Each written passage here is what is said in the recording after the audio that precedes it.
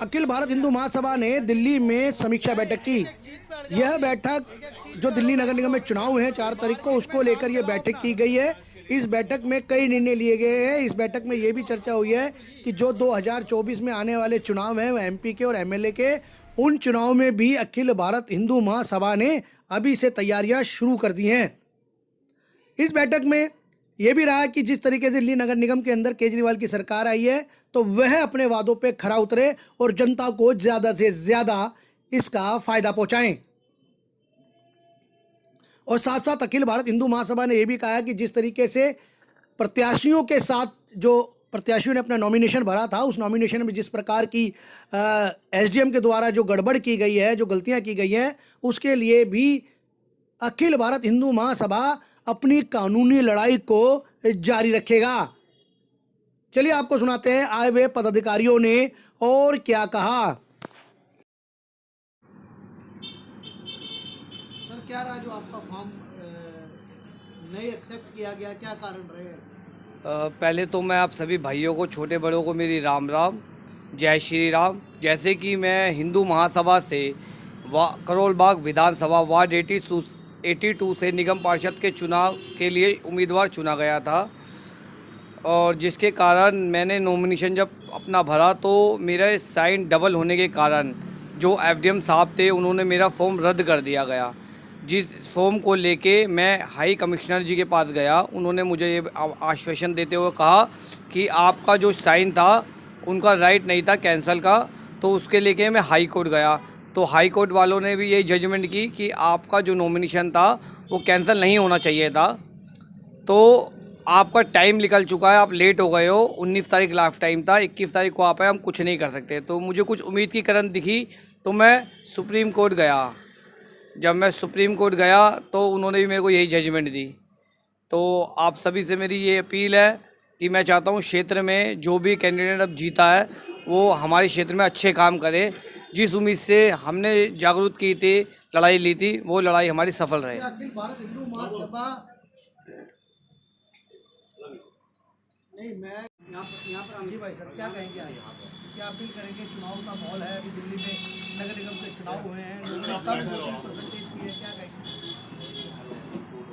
अभी गत दिनों के अंदर दिल्ली नगर निगम के चुनाव हुए हैं, जिसके अंदर सभी पार्टियों ने अपने अपने सक्षम उम्मीदवारों को योग्यता समझते हुए उनको उम्मीदवारी के लिए खड़ा किया था, जिसके अंदर दिल्ली नगर निगम से आम आदमी पार्टी ने अपना बहुमत लिया है। अब हम उनसे निवेदन करेंगे कि उन्होंने जिस वादों के साथ में क्षेत्रवासियों से अपना मतदान लिया है, वोट लिए हैं, वह उस पर खरी उतरे और जनता की सेवा अधिक से अधिक करें। आने वाले समय के अंदर हमारी अखिल भारतीय हिंदू महासभा भी नए नए कैंडिडेटों को विधानसभा के अंदर भी और लोकसभा के अंदर भी अपना उम्मीदवारी के रूप में उतारेगी, और हम ज़्यादा सक्षम होकर अपने उम्मीदवारों को ज़्यादा से ज़्यादा सपोर्ट करेंगे और उम्मीद करेंगे कि वह भी किसी न किसी इलाके से जीत कर आए, ताकि हमारा भी जो परिवेश जो अखिल भारतीय हिंदू महासभा का रहा है हमेशा दबदबा, वह हमारा दबदबा हमेशा कायम रहे। क्या कहेंगे जिस तरीके से दिल्ली में नगर निगम चुनाव हुए हैं जिसमें आम आदमी पार्टी को बहुमत मिला है, तो क्या अखिल भारत हिंदू महासभा होने वाले 2024 में जो चुनाव होने वाले हैं एमपी के भी और आगे जो एमएलए के चुनाव होने वाले हैं, तो क्या अखिल भारत हिंदू महासभा भी अभी से तैयारी में जुट गया है? अखिल भारतीय हिंदू महासभा अभी से तैयारी में जुट गई है, और 70 विधानसभा जो दिल्ली में है सबके उम्मीदवार खड़े करने की पूरी कोशिश में है। 7 लोकसभा से भी हम अपने उम्मीदवार खड़े करेंगे, और ज़्यादा से ज़्यादा बढ़िया से बढ़िया उम्मीदवार इलाके में खड़े करेंगे। कितनी जगह आपके खड़े हुए थे? राकेश जी, अभी फिलहाल दिल्ली में नगर निगम का चुनाव और आपने भी काफ़ी तैयारियां की थी, तो अब दिल्ली में तो आम आदमी पार्टी की सरकार बन गई है और मेयर भी अब उनका बनने वाला, तो क्या अखिल भारत हिंदू महासभा उनको सपोर्ट करता है? हिंदू महासभा दिल्ली को सुंदर बनाने के लिए, दिल्ली को शक्तिशाली बनाने के लिए, सुरक्षा देने के लिए, सफाई जो परेशानी लोगों की है उसको दूर करने के लिए, कोई भी सरकार हो, कोई भी मेयर हो, हिंदू महासभा उनके साथ हमेशा खड़ी है और हमेशा हमारा समर्थन उनको इन मुद्दों पर रहेगा। दिल्ली की जो सुरक्षा है, दिल्ली की सफाई की व्यवस्था है और जो परेशानी जो सफाई कर्मचारियों की आती है उसको दूर करने की सारी, उसमें हिंदू महासभा उनके साथ हम खड़े हैं। क्या लगता है जिस तरह की हिंदू महासभा ने तैयारी की थी दिल्ली नगर निगम चुनाव में अपने कैंडिडेट उतारने की, तो क्या लगता है कहाँ दिक्कतें आ गई हैं जिसके कारण चुनाव में भागीदारी ले नहीं पाया अखिल भारत हिंदू महासभा?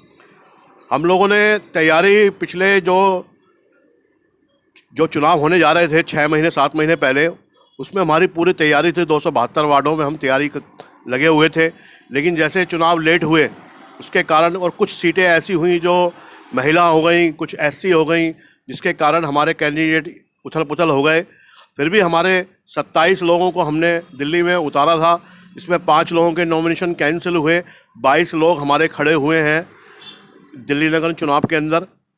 और जो आने वाला जो समय है विधानसभा का और लोकसभा का, उसमें हम पूरी विधानसभा में और लोकसभा में अपने कैंडिडेटों को उतारेंगे।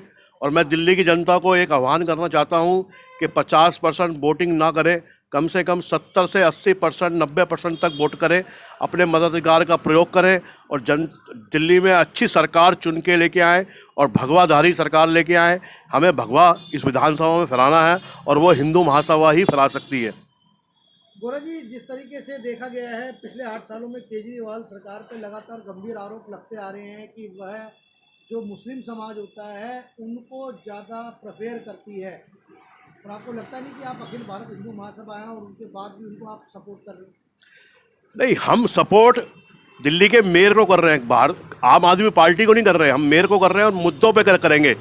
जो मुद्दे अगर दिल्ली के लिए उन्होंने 10 जो मुद्दे बनाए थे, अगर उन मुद्दों पे वो काम करते हैं तो हमारा समर्थन है, नहीं तो हम उनका विरोध में खड़े हैं। हमें दिल्ली को अच्छा बनाना है, शक्तिशाली बनाना है, इसके लिए हम उनका समर्थन करेंगे। अगर वो अच्छे काम नहीं करेंगे तो उनके विरोध में भी हम तुरंत खड़े होंगे। हिंदू महासभा का एक ही लक्ष्य है कि भारत हिंदू राष्ट्र है और हिंदू राष्ट्र की राजधानी दिल्ली है, इसको हमें शक्तिशाली वैभवशाली बनाना है। और गौरव जी, जिस तरीके से आपने कैंडिडेट उतारा था जिसका फॉर्म रद्द हो गया था और वो आपने कोर्ट तक भी उसकी बात करी और कोर्ट में भी यही कहा गया है कि यह ऐसा गलत फॉर्म नहीं हो सकता, बिल्कुल ठीक फॉर्म था, और क्या अब एसडीएम पे कोई कार्रवाई करेगा अखिल भारत हिंदू महासभा जिसकी गलती से अब कैंडिडेट रही है? हमने नीचे भी प्रयास किया उस नॉमिनेशन के लिए। जब हम दिल्ली के कमिश्नर के पास गए, जो इलेक्शन कमीशन थे वंशराज जी, उन्होंने भी यही कहा कि आपका नॉमिनेशन कैंसिल नहीं हो सकता था, आप तुरंत कोर्ट में जाइए। हम कोर्ट में गए, 21 तारीख को पहुंचे, उन्होंने कहा कि आपको 19 तारीख को आना चाहिए था, आपका नॉमिनेशन कैंसिल नहीं हो सकता था। हम हाई कोर्ट, सुप्रीम कोर्ट तक गए। अब हम एसडीएम के खिलाफ कार्रवाई करने जा रहे हैं और इसके बारे में हम आपको, मीडिया को भी बताएंगे, जनता को भी बताएंगे, क्योंकि ये हमारे साथ अन्याय हुआ है और इस अन्याय की लड़ाई लड़ने का काम हिंदू महासभा करती आई है और करती रहेगी। राकेश गोला जी, जिस तरीके से मस्जिदों को, मौलवियों को और मदरसों को बड़ी रेवड़ी बांटी गई, ऐसा आरोप लगाया गया है केजरीवाल सरकार पर, तो अखिल भारत हिंदू महासभा क्या अब यह चाहेगा कि दिल्ली नगर निगम में सरकार बन चुकी है आम आदमी पार्टी की, तो मंदिर के पुजारियों पे भी ध्यान दिया जाए और मंदिर पे भी ध्यान दिया जाए? हिंदू महासभा तो जब से हिंदू महासभा का निर्माण हुआ है, हिंदू महासभा तो जब से ही चाहती है कि हमारे मठ मंदिर सुरक्षित हों, हमारे पुजारियों को आय और वेतन मिले उनको। इसके लिए हम जितनी भी सरकारें आती हैं उनको बाकायदा प्रदर्शन करते हैं, लेटर भी देते हैं, सब कुछ करते हैं। केजरीवाल सरकार को भी, केंद्र सरकार को भी कि पूरे भारतवर्ष में लागू करें। हमारे जो पुजारी हैं उनको आय और वेतन जरूर मिलना चाहिए, इसके लिए हम प्रयास कर रहे हैं और करते रहेंगे।